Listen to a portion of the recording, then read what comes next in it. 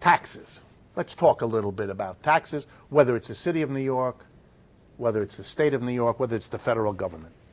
This is going to be fast, but I have to drive this stuff home because so often the understanding of this gets confused.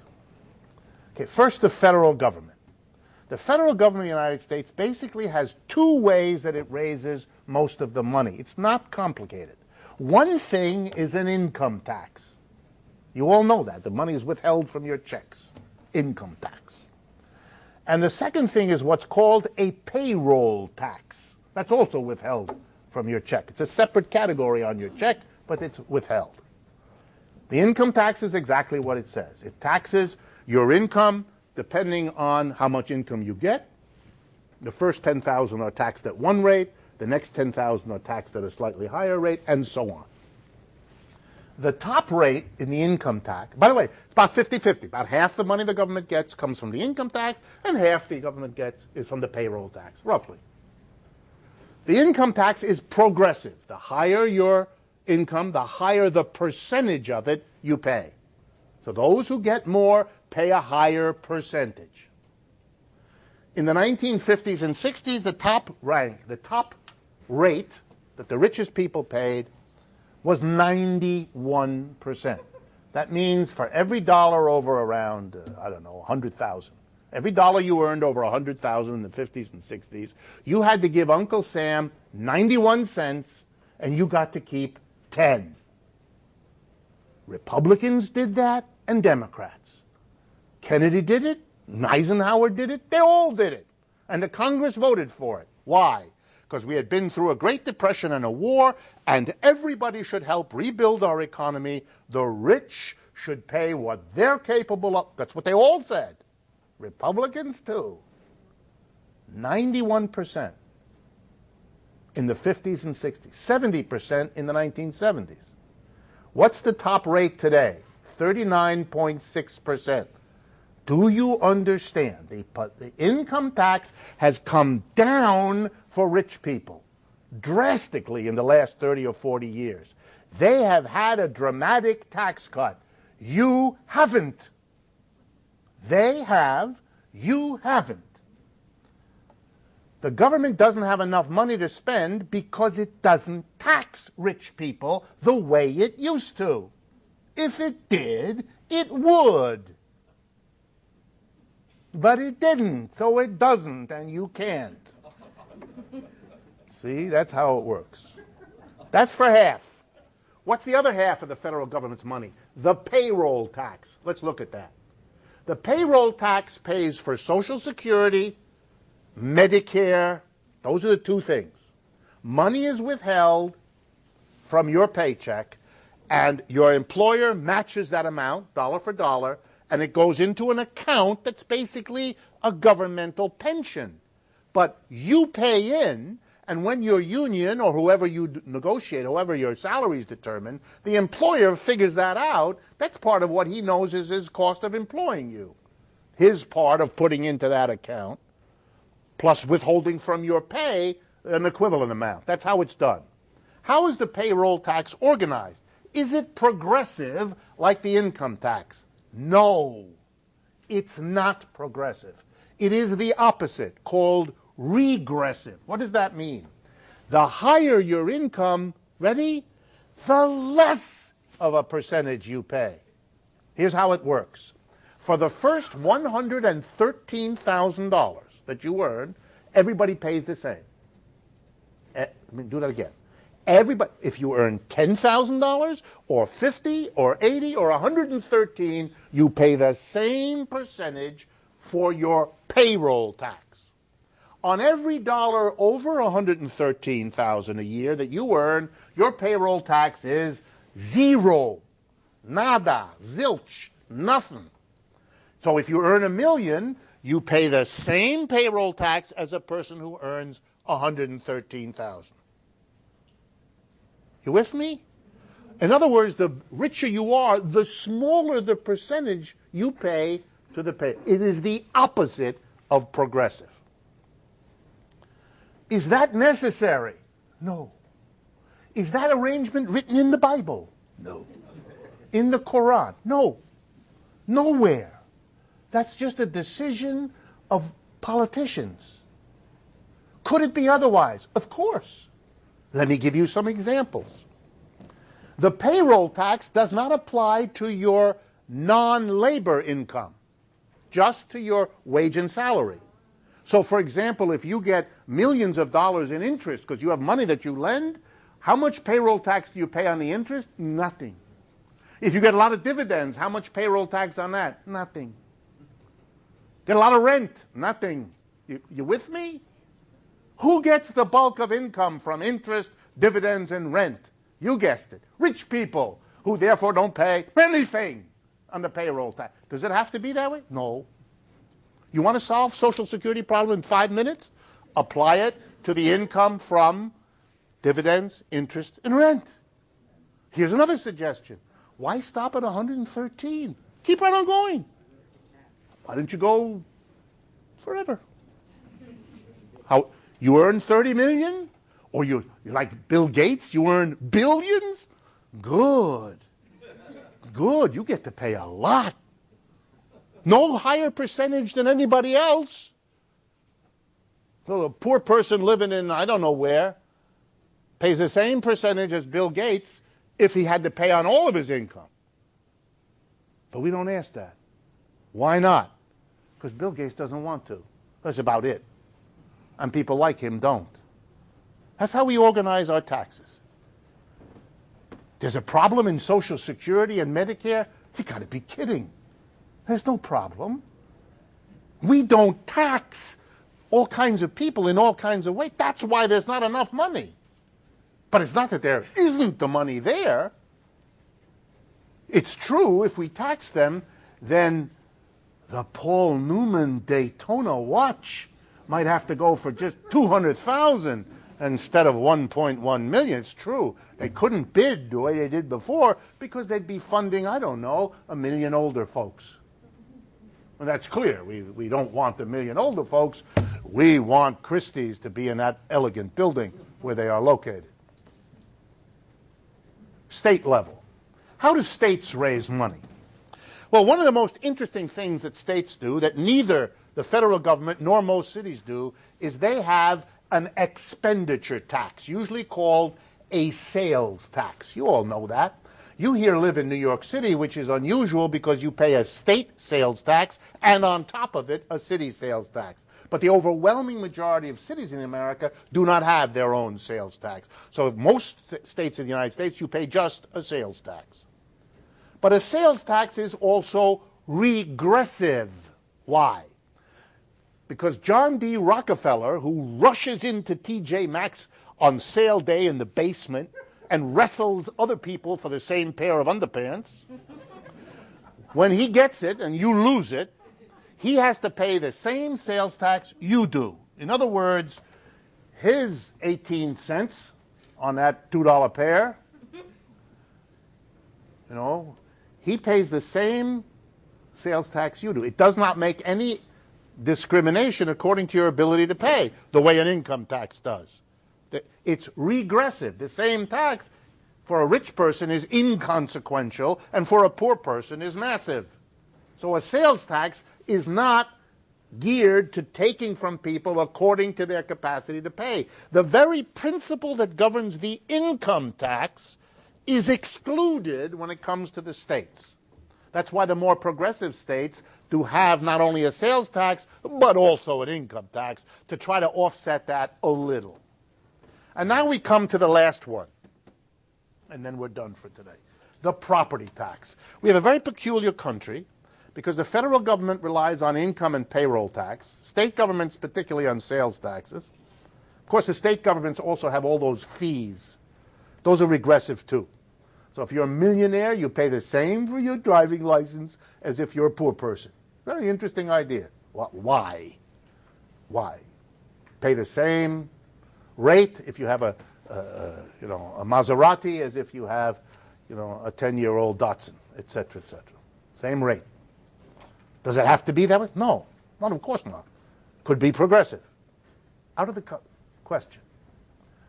So we have local government that doesn't depend on income tax, with a few exceptions like New York. and doesn't depend on sales tax, again with a few exceptions like New York. If you live in New York, you really are whacked with taxes.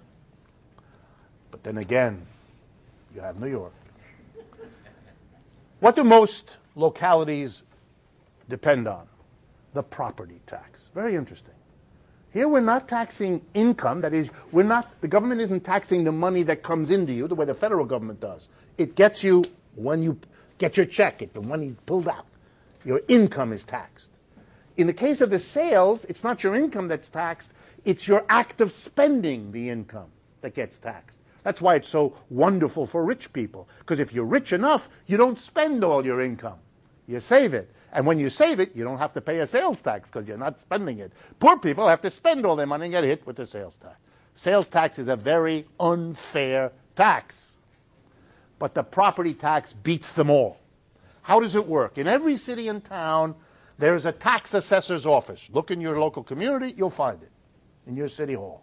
The job of the tax assessor is to figure out what the value is of the property that's going to be taxed. Notice, a property tax does not tax your income, and it doesn't tax your spending. It taxes what you own, your property. And each year you have to pay a certain amount of percentage on the value of the property you own. That's what a property tax means. And that's how cities and towns live. Now, you might think they tax all property, but they don't. They tax land, buildings, automobiles. Those are the three things, big ones. Do that again. Land, buildings like homes and stores and factories, and vehicles. Those are taxed. What is not taxed? Stocks, bonds, cash. Oh my. Oh my. What does that mean?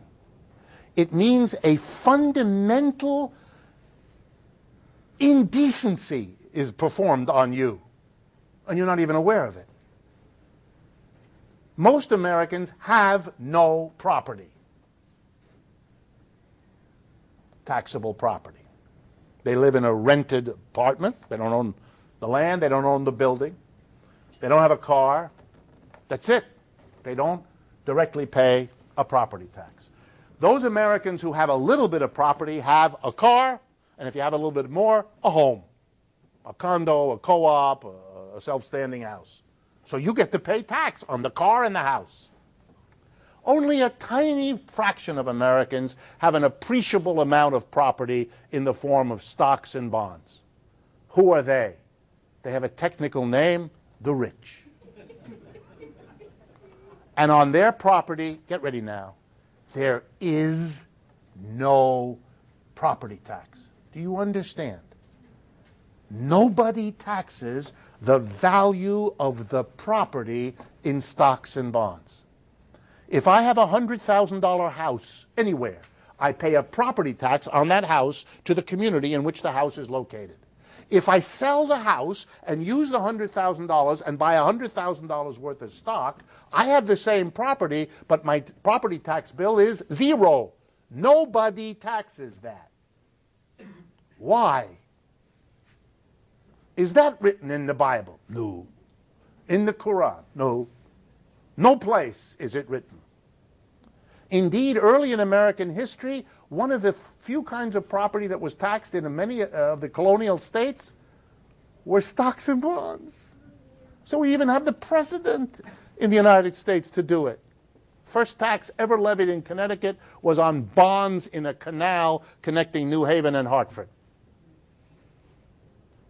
So sometime 150 years ago, we got rid of the property tax on stocks and bonds, meaning that those people rich enough to hold a significant portion of their property in the form of stocks and bonds pay no tax by doing that. No matter how rich they are, if you own $1 billion worth of Microsoft shares, you pay no tax on the property. If you get income, say by dividends, you have to pay an income tax. But you don't pay on the property. If you have a house that pays you rental because you rent out rooms, you have to pay an income tax on the rental you get and a property tax on the value of the house. You own shares, you pay an income tax on the dividends, you pay no tax on the property. You want to solve America's fiscal problem in 10 seconds? Levy a property tax. 0.001% of the value of stocks and bonds on the ownership of them. And the government will be awash in money, will be able to stimulate the economy, get us out of the crisis, and not have to borrow a nickel. And who will it be taxing? The people it would otherwise borrow the money from. And we're back to where we began. Federal taxes can and should be made much more just. State taxes can and should be made much more just. And property taxes can and should be made. Last point for today. When I explain this, whether it's on the radio or television or in talks like this, often the following question comes to me, and I thought it would be a good way to end today. Gee, if we did that, won't the companies just leave? Won't the rich people just move their assets? If Rhode Island decides to tax stocks and bonds, all the people in Rhode Island who have them will set up an account in North Carolina, move the stocks there, and end of the story. I always love this sort of thing because it sounds, when you ask the question, as though the government does something, the private person evades it, end of the story. But that's never the end of the story. The government isn't passive. The government isn't handcuffed.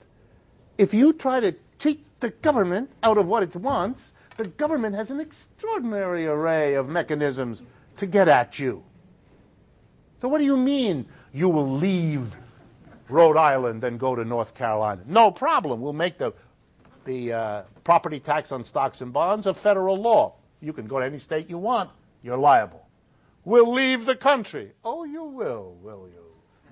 How nice. We're going to track your income for the last 10 years. If suddenly your assets are generating a whole hell of a lot less money this year than last, we're going to suspect that you probably moved it. And so we're going to go look at your bank account, and we're going to see if there was a transfer. And if it turns out that something extraordinary has drawn you to the island of the Bahamas 12 times last year, we're going to make a deal with the government of the Bahamas that for every nickel we don't tax you, they will. And of course the government in Bahamas could refuse, and we will then tell the government of Bahamas what kind of thing we tell the governments in Iraq and Afghanistan. Either you do what we say or we will sink you. And the Bahamas are not in a position to mess around with the United States government. So does the United States government have ways of making sure that you can't evade it? Of course it does. Will it do that? No. Of course it won't. Of course it won't.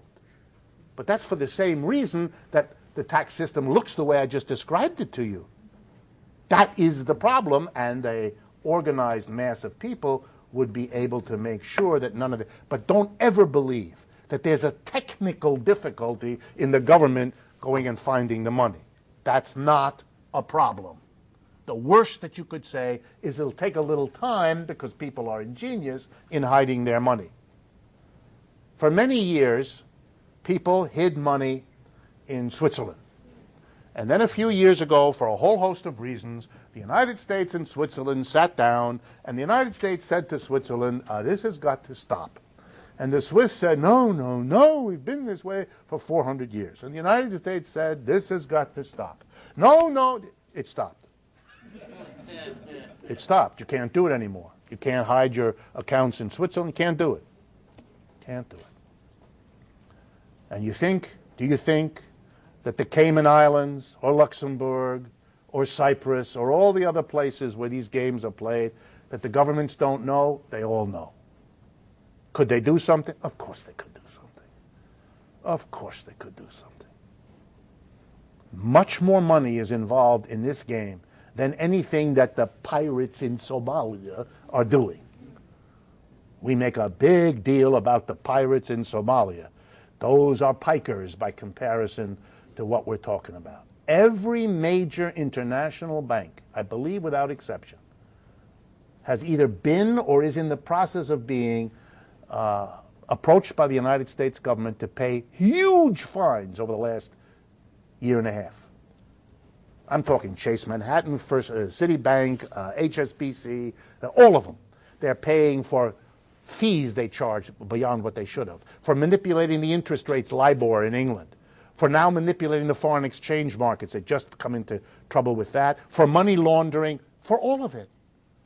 This has been going on for 50 years. Now, because of the crisis and because of popular anger at banks, suddenly it turns out that the government can prosecute and get billion-dollar fines.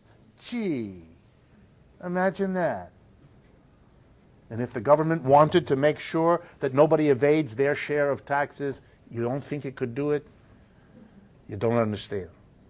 You really don't.